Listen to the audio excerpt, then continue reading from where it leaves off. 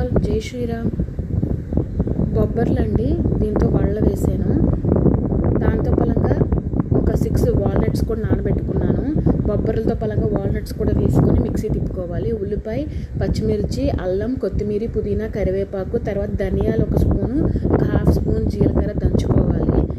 బొబ్బర్లు, walnuts mixie తిప్పుకున్న తర్వాత paste చేసి పక్కన పెట్టుకోవాలి. దీనికి ఫ్రీడమ్ రైస్ బ్రాండ్ ఆయిల్ అయితే బాగుంటుందండి. ఆయిల్ పెట్టుకొని సిమ్లో పెట్టుకున్నాను. ఈ లోపల ఇవన్నీ మిక్స్ చేసుకునేసరికి ఆయిల్ మనకి వేడెక్కుతుంది. బాగా కలుపుకున్న తర్వాత వడల కింద వేసుకుని, నాకు చేతితో వేయటమే వచ్చండి, నాకు మళ్ళీ పేపర్లు ఇవన్నీ పెట్టడం రాదు. సో చేతితో వేసేసుకున్నాను. ఈ వీకెండ్ మీ పిల్లలకి ఇది ట్రై చేయండి, హెల్త్కి కూడా చాలా మంచిది. ఎక్కువ టైం కూడా పట్టదండి, ఇది తొందరగా వేగిపోతే. అందుకే సిమ్లో పెట్టుకుని దోరగా వేపుకోవాలి. టొమాటో సాస్, పల్లీల చట్నీ చాలా బాగుంటుంది, ట్రై చేయండి అది కూడా. ఇదైతే కప్ కేక్ నేనే ట్రై చేశానండి. ఐ హోప్ మీకు ఈ వీడియో నచ్చుతుంది.